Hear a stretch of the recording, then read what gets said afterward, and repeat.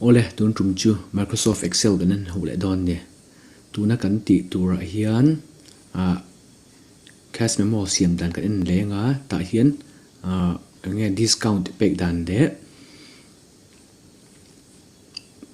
custom list siam dan te ang le format cells kan in ho don ne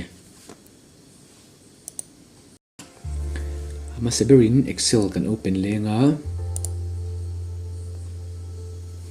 tahin blank workbook a lutang ti hian chuan keima chuan ai default an Arial kada a font size port 12 a kada ka tiang ka default a kan da ve du chuan file a kan lutanga options a kan lutanga and general chunga hian use this as the default font ti when creating new workbooks ti waya hian Arial ka select ka du font ta kan select thia a size po in thak danglam thei ne tin hela hian sheet 1 ti chau khalo ta in Excel kan long chin ta ule antirnan 1 2 3 ang punalo lok mai thei ta ne de tlang puyang 3 thleng ka zokina ta hian kan set vek thei ni ta hian true 1 tiang kan thla vek thei ka chu keima chun 1 che ka du wang 1 ka ti ta mai ta ne chuan khami kan de zone okay ka kan bet mai nga page layout kan lut lenga size a hian A4 kan du wang A4 kan thlanga ta hian a cell ma saber hi ka select a A1 hi chuan shift met chungin H hi ka va select le ta ne tian headline H ni lowin at noi H noi cell hi te ang tikhan chuan home chunga hian merge and center ti oma hi ka metang hlom khat topa lo chang ta ne tikhan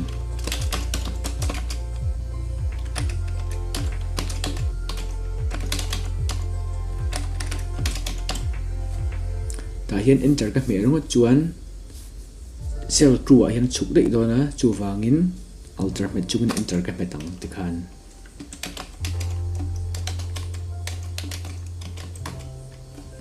alter met chungin enter ka met lenga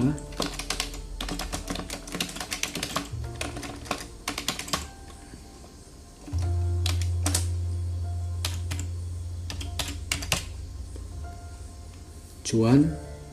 emi big te hi kan highlight ta ka kha chu ke mani choice ni se font ta ka ti liana ka du le ka bold te bok ni ti khan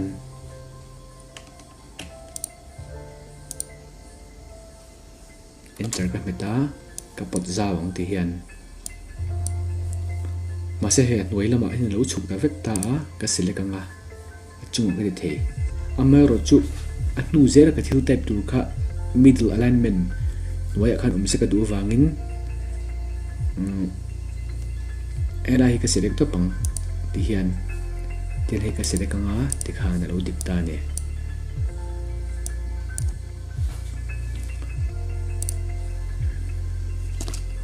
chuan helai po ni chen mi hanga ti lenga ti hian kan thre reng du chu thil kan march zo hian center a hanalo vekane automatic khan center a loin da sa thina tun tum anwe ka ti du chu left ta tenga ta alter met chungin enter ka met le a tan tip ka man rot ka chuan cell da kal dei dona chu wang chuan space ka picture char mai ti hian under scroll ka ta alter le enter ka met le a bichil don e wang alter le enter we ni ka metang ti khan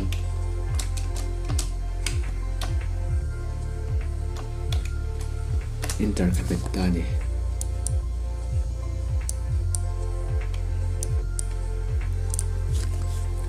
chuan heda hin ediran date te po kha kan ti tel thei tho ta space metin date kha amero chu kalau du lo ta a text box kan create thiam the nan text box a kalu chinang insert menu a kalu ta text box se ka select ka ta hian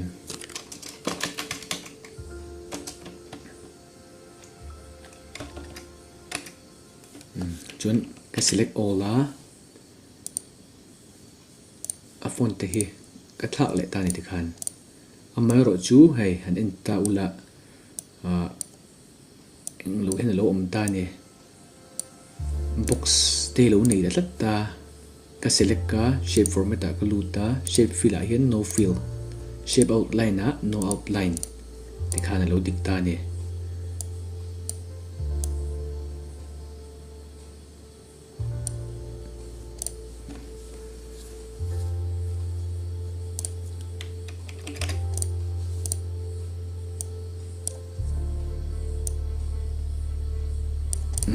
chuan text box tang kan siam lenga ta hian phone lem kan no da du ta a ti dan chini ka soi don ne insert ta kan lu tanga symbol a hian ti hian ka insert tanga ti khan close anga space ka meta dan du le area la ka thak da yanga phone number kha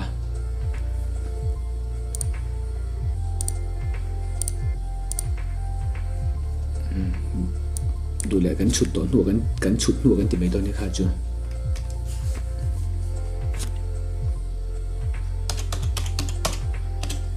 ที่ฮันนูนตาเซก็เซเลกา Arial 12 Enter กันไปตา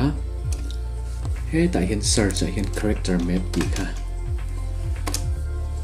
ก็เซเลกาแต่เห็น enter นั่นให้เราทูตาเนี่ยwingdings ka select ka wingdings then select vec thei ni char rang ka hemilem hi ka select ka select copy hela hian ka paste sang ama ro chu alo lang tami alo ta ne dikhan hei tin ka select anga ti hian highlight ka select ani chu wingdings ti ka type anga tikhan phone number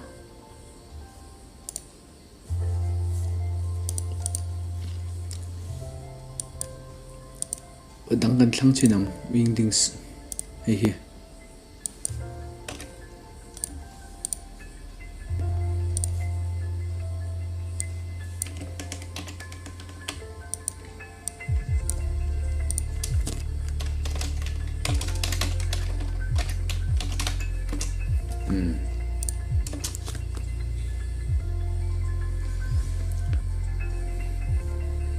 Ayan Arial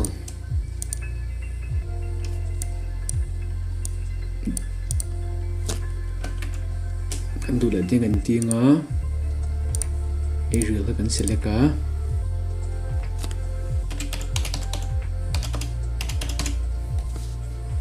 tikan kan ditane Arial here 12 kan da lenga dule mi kan sign le makha kan ti lian thei bok ta ti hian ti khan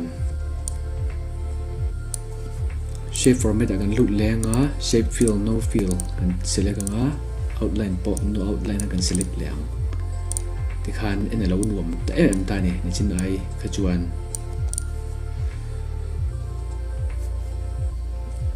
ta hian serial number kan tinga enter kan petang alter kan petanga enter kan pet leng items quantity rate amount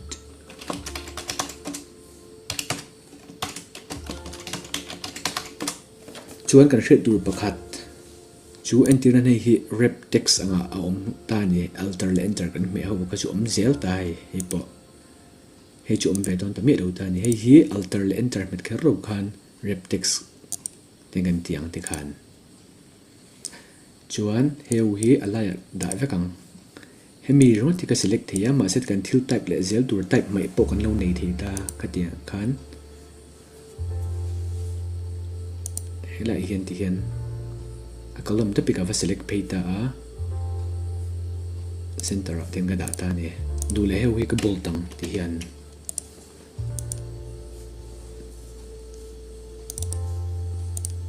serial number ka pesa thia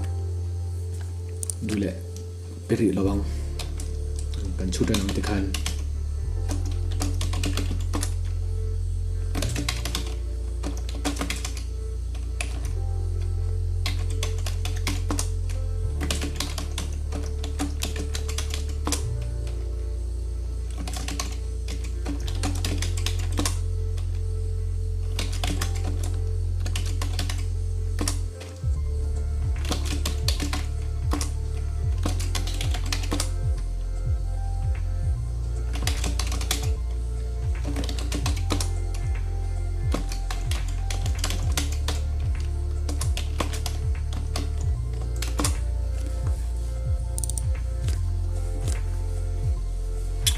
chuanin entirnan small ti te hor puya kalu da du ta khatiang a kha chuan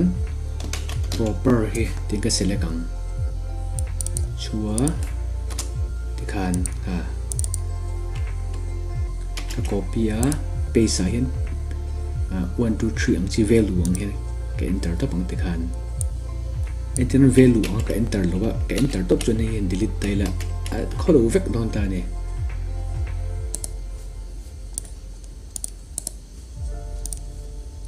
cái delete date thì khan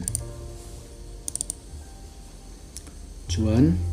quantity hiện tại hian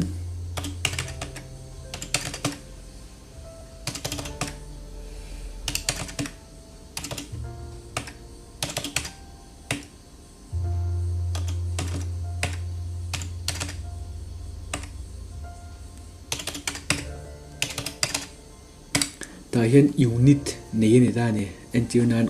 kamis ang te chu pek ang khan kan thei ta a entirn bakram chu meter ti khangai ta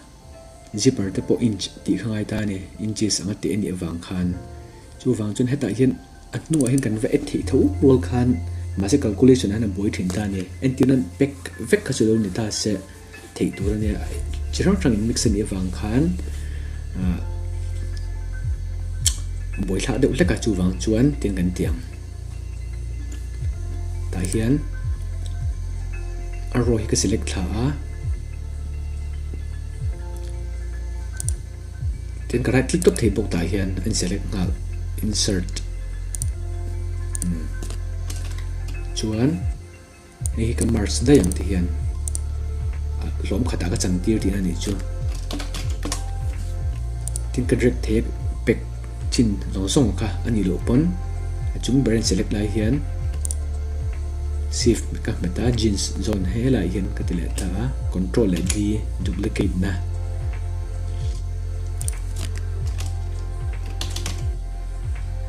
numbers angle se e meter mtr timem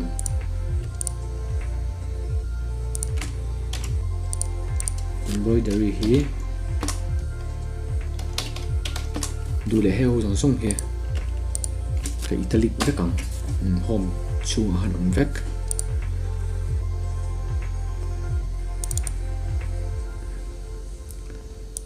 array ta hian zati sunga ni se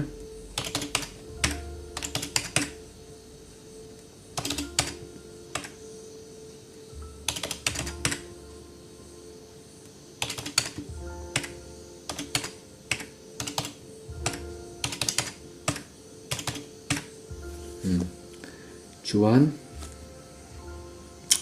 kan chu don ta ni ta hian tu le dan number kan phatang 1 ka meta tin ka drag thla a lai hian field series ka met thei ta ni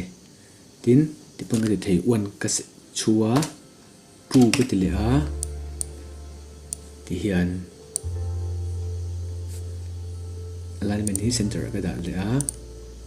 hei ti automatic numbering ala oma de chu next video wa kan en le don ne excel kan khoi le huna amount ti kan enang quantity ka select ka into asterisk sign ka star ang deuh ka meta formula kan pan don rim khan equal to kan pang zel kan ni to ka rate ka select ka sing khat sang ni nuai khat sing ni sanga lo ni ta ne hi amal te te tinga to lo khan ten kan check tha top thei ta ne teng hian ka double tick thap bok ta ti khan chuan discount te hin te kan tiang ti dan rang rom me the ma se tin kan tiang equal to ka meta hi ka select ka minus sign ka select ka bracket chunga angai tho hi kan select le ang ti hian nei into 30 by 100 cái thầy ta này anh lo pon 30 cái chua percentage sign cái đã top bằng enter cái phải tanga tại hiện typo mình tia correction Siam du em ron ta này yes hi thì khan cái để lo lại thế 30% discount ta chuan xin rẻ sáng sớm sáng này tiếng cái này thì cái đó bốc cả into 30 by 100 tiếng tiền cái anh chết chết ta này cái anh đủ bộ hẳn cả cái đủ control để quay cái meta hay tiền drag and drop thả lại tốt ta chuan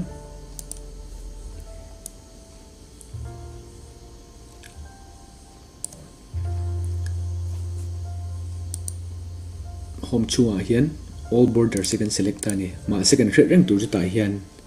helai kan no ti tel rat ta til ha kan du lo ta ni tin ka select ka control le one ka me top thia ten ka lu the boka helai a hian lu the vek lai dialog te howa hian border ka lu ta avei lam hi ti hian ka ju select ka aya bo ta che ta okay ka ti khan lo ta ni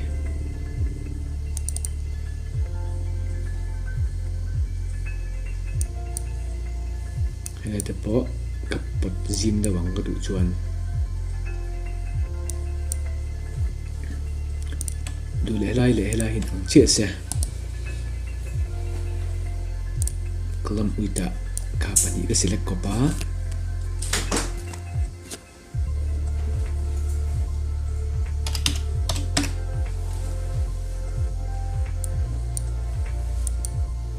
thì hiện các thì copy thì bốc ta nhỉ bạn đi check hello check ta này thì khan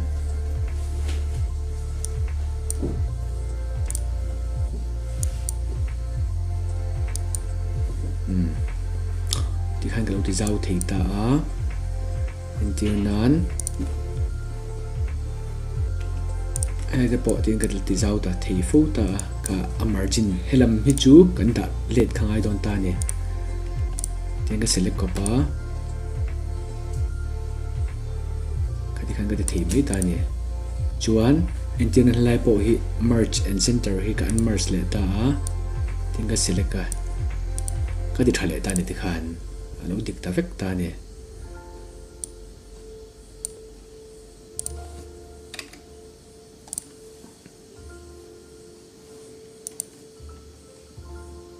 ta hian internal total ti kan lo da le tu ta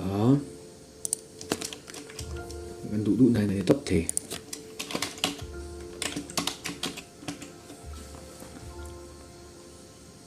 helai chi này đủ lệ camera stop bằng thì hiện border cái peliang cái bolta right lama cái đã đậy ta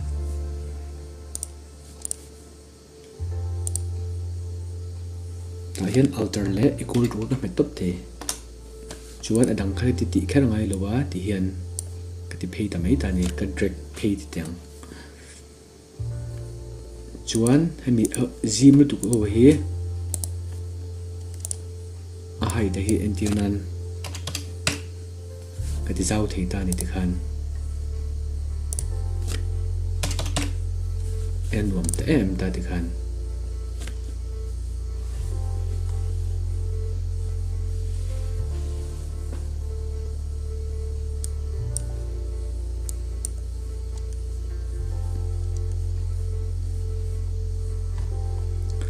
chuan ta hian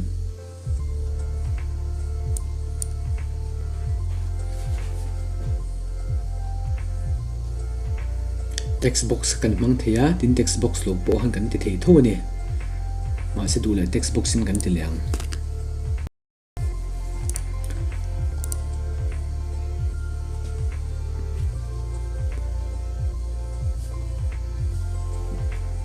text box in kan tile mai nga du le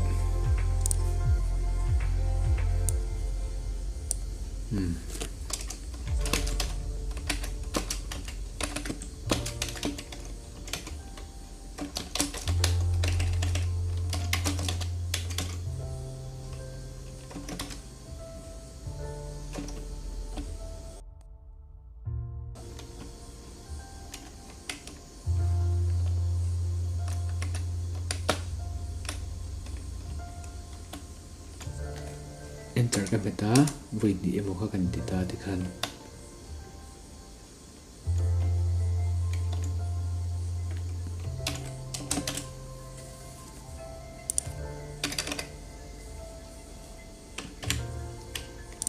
area la ka thak le nga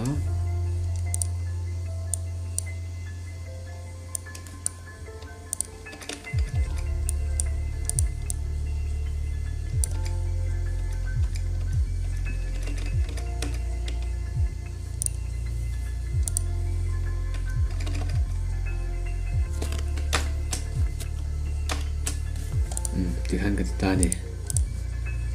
save format ta hiện tại ta nè cái đủ chuyên rupees lai tế bộ hía thì hiện anh sẽ vái bận cái italic lệ vết thì ta để thực hành em khá lâu nhuộm để dual ta nè mà ai khăn thực hành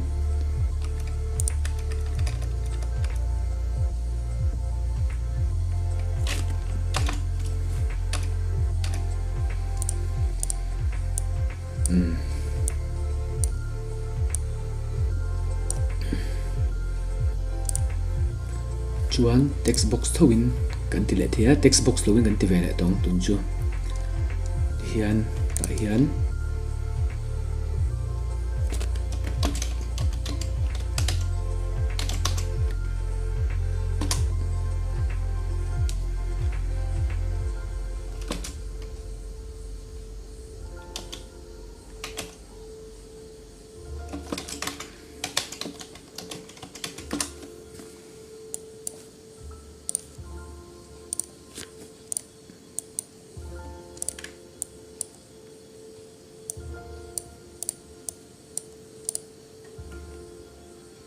cái đủ lệ tên commerce đậy thì á tiếng Hàn tiếng Hàn cần nấu dấu ta nè interior nan hay gì anh nghe cần đủ chuyên tiếng cần thạo thể phúc ta thì hiện number te po hi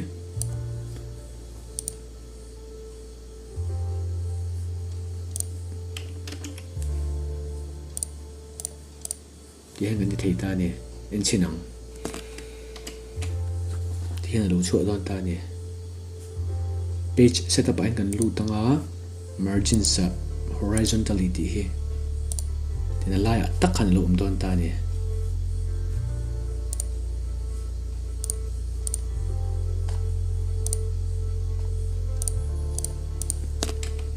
tiền peg đi ang omang khăn đâu lăng á tiền cái select với cái ngay thì hiện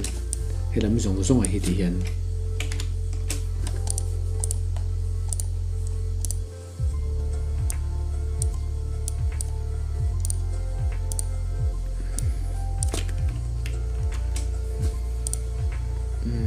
anh tiền tại hiện dịch lâu đâu là cái lỗ ta này tiền cái select á hay là page break ấy page two này thì hiện delete cái mét tốc thì hẳn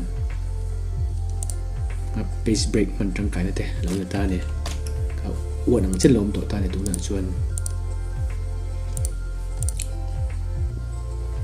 chuan interior nan print chuột khá tủ ra nỉ lụ cái chuan interior nan Memo blank top kan du cái chuan tiếng ken ele kan ta blank top mấy ton này thì hiện kan ti blank top ta thì hiện cái tiếng khan cái small blank kan khalo này tamai ta này chuan interior nan kamikara han ti le lokela thil bai mo deuh format cells a hian interior nan ta hian lại hiện thì dòng 500 back 600 để ta xem tiêu năng tiền là mình ta dễ ta sẽ hay calculate don top tay là sum top tay là thấy tấm mít để ta nè thấy độ rầm rầm thấy ta lộ rầm rầm ta nè tiền con được xin tay là rồi nó chuộc đích mấy ta nè text là number in chỗ bữa ta thấy lộ rầm rầm ta nè cái tiền khá tỷ đàn chít nhị rồi rồi đó nè ta hiến hiểu khi cái select vector thì point tiếng hay là thành bộ here cái lỗ selector hay alignment là tiếng đây là cái lỗ tới control bên chung một cái mẹ cái như mấy ta nè chuan number cái lỗ ta customer hiến general thì đủ lại zero cái đã để thế space cái meta quotes cái meta ta hiến PCS thì cái pack cả hay ta mình thuồng cả chuan closing quotes cái mình lấy enter ok cái mình ta nè chuan ta hiền thì lúc chúng chú đây là 400 body là pack ang khalong ne zel to don ta tiếng cái lâu trắng vector ta nè chuan hay calculate gần tum chin nga entiran hay mi thì xin bắt đầu entiran hay mi bắt ni che right lama number kha chu kan soi tong khan right lama zel he chu text anga khan la chang tho ta ni chu wang chuan he chu a calculate ve don mi lo ni ma se he po he calculate dan la ta tho ta entiran hay mi chin hi ting chin photanga customer in general thì cái bảy đấy thì cái đủ chuan anh ang ve ve zero cái đã thì hiền tiếng cái thầy ta nè hiền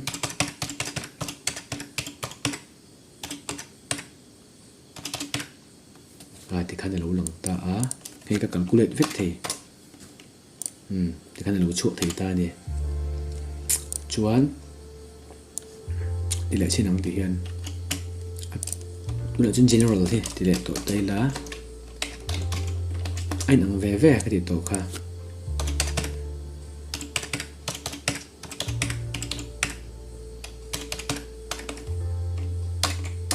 sum lệ ta thì khan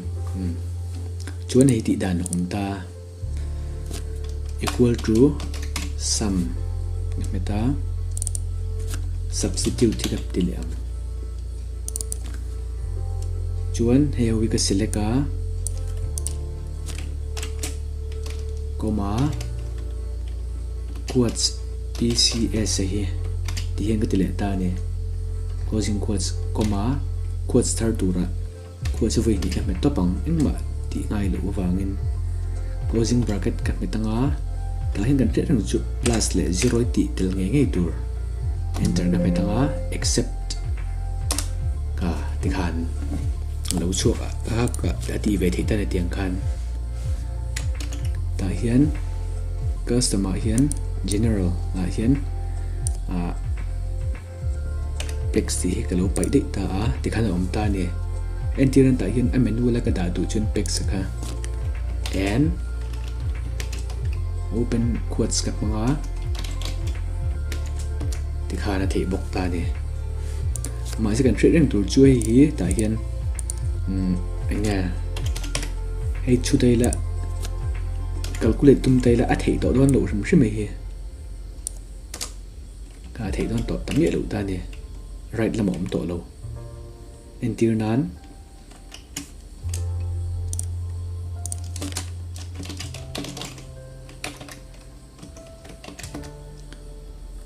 Ejo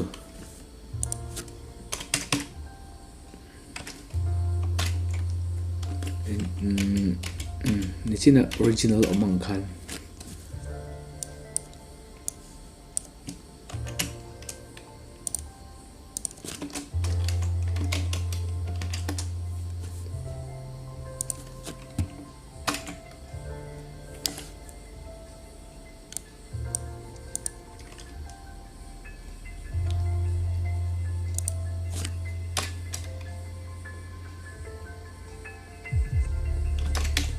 equal to sum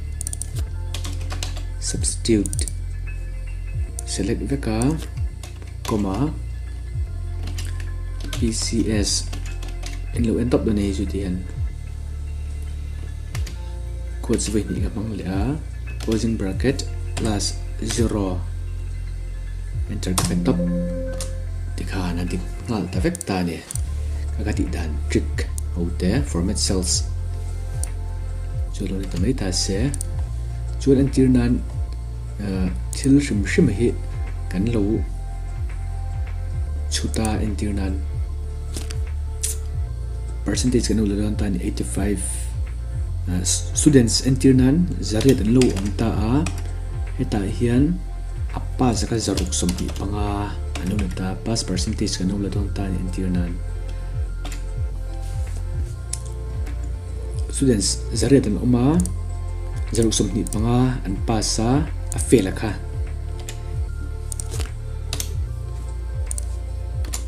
za som sari panga ni ta ni pass percentage kan do na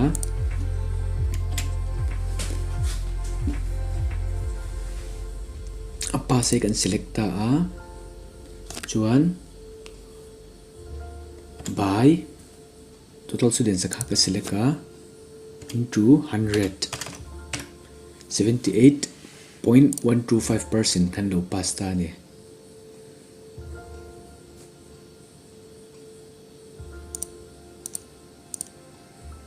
.1% ang vel ni chu entiran ta hian percentage ha kan da du ta hei te rongot te la ti khan om dei don ta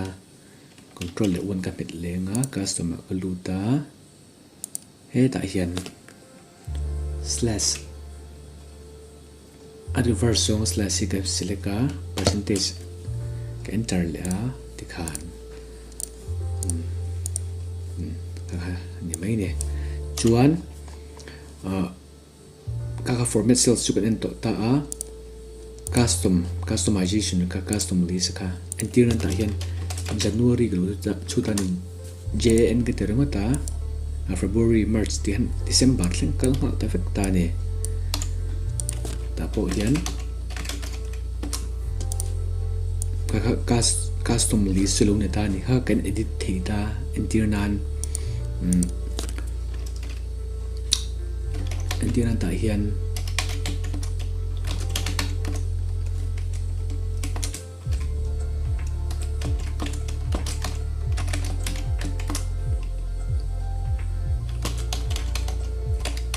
heu hi pakhat ka chuta ka track thla ka ron lang theizel tur ngalo du ta ne minga Siam rema boi ti he eta file ka lu ta options ka lu ta chuan advanced ang kalutang scroll down zelanga edit custom list hian add don ta ne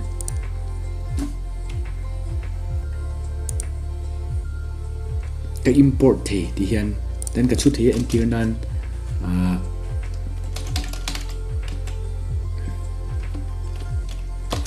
Siam rema boi ti ha ke thei ta ne ti hian hatiang lo po han kan ti thei tho ta ka diri de ang hi add ka meta add ka ti o tin kan lu ta import ti ka meta nga entiran kan import du kha tin kan select photang ti hian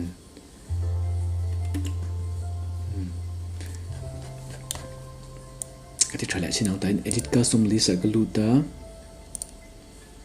tain ka select to pa he wi tin ka select ta ne chuan import ti ka metang ti khan okay ka met le a ta hian ti sinang project thanga minga Siam rema boi ti kha aron lang zel don ti mshim ta in Siam ka ti pon rema boi minga teng khan lang zel don ta ne ka sum li chene man tang kai na chu en tir nan dora kan no thok ta en tir nan kan thil ni tina en tir nan hei an lo le ang chi kha an le til nge ngai ang chi sirin chen le chu en tir nan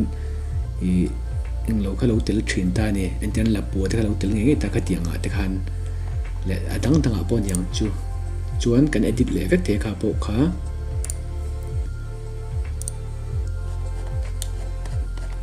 kan pai thi boka tan kan da be kan ed bel the di na ni chu enter ka petanga ti han kan ti bel le thi ya kan delete le de nga enter nan ta hian Siam etiran lapua embroidery zipper ti te kha lom ta se chu khar lo po han ti hian kan petin he tin kan va import thei ta ni import di kan petanga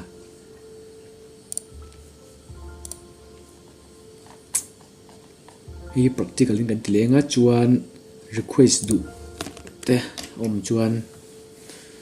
inam chuan a request rang thei ni chu mi chu lo ti la ti ang chi kha he kan print chinang ti hian foxit reader rip kan select nga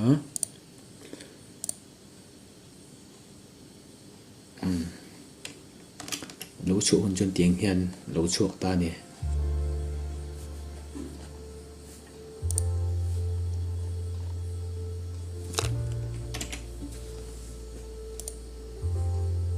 anh ti hay ala zau thì em ta kan na tilien vak thei kan du chuan lai hi te kan na ti zau vak thei ta te kan du dan kan ti kwal thei he mi margin hi ala de lo chung chuan ala ti thei vek ani ti kha na don en ti ran ti po hian ti ngal top thei ta ti hian he te po tiang hian ti khan pin na chinang claim in a margin ka alo zau do don ta ni alan da na ka ti khan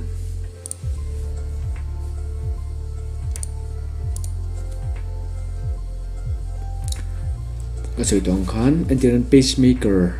hi ka man to ngai lo wangin pacemaker te po kha in lo la du chuan kan ti thei tho ni ka video te mi lo instruction wangin lo me